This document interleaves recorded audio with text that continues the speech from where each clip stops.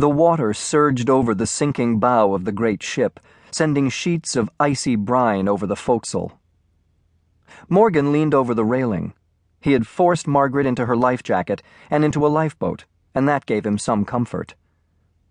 The boats below were being rowed away, and already he could see that the oarsmen were keeping their distance from the swimmers in the water. The shouts and screams of the men went unanswered. He climbed over the rail and watched the approaching flood. The sea was dark and still, and in the distance he could see only a few stars as they winked at him over the dim ice field. He stepped off, his arms spinning in wide circles. As he plunged into the bottomless pool, the frigid seawater whirled around him. His drop from the deck carried him under for what seemed like an eternity. He thrashed his arms in the inky blackness and blinked back the salty water, choking on the sudden stinging sensation in his lungs. He kicked furiously, fighting the feeling of bursting lungs. He reached up with his arms and strained to find the surface.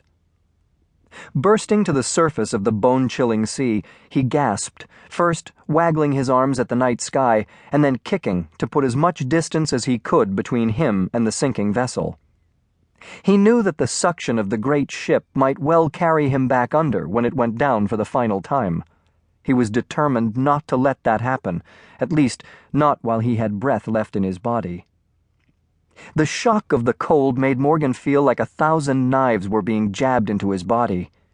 In a way, it was a good feeling. He was alive. When the pain stopped, he'd be in the process of dying. He stroked in the direction of the distant lifeboats. He couldn't understand why they were rowing away. All around, he watched as men struggled against what would be an all-too-quick death, with arms flailing and cries cut short by the sudden shock of the cold. The Titanic rose in the water, its stern lifting. It began a slow spin, like an enormous ballerina poised on the stage before taking a final bow. A massive black hulk of dead and dying steel, it hung suspended in history. The sound of creaking thunder came from the bowels of the upright ship. Enormous engines and boilers tore loose from their anchors in the belly of the ship and cascaded in an avalanche of iron and steel.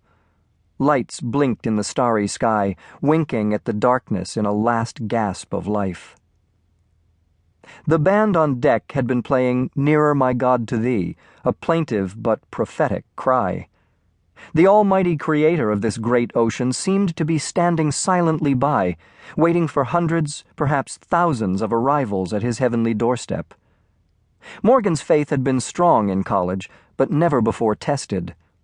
He gasped a prayer and stroked one frigid push after another against the coal-black sea. Morgan watched as men, women, and children dropped helplessly into the heaving sea, their screams floating out over the dark water, their dying cries the evidence that they had lived.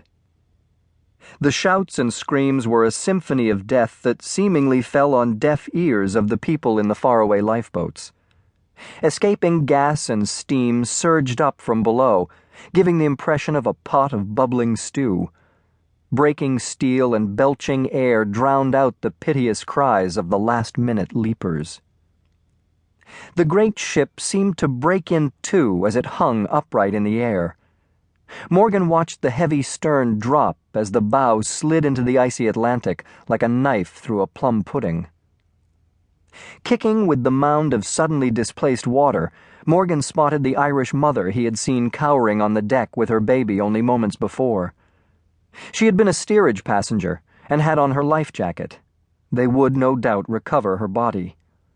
The young woman had red hair with rivulets of wet curls falling down the sides of her face and polka-dot freckles pasted to her chalky face. She clutched her whimpering baby in her arms.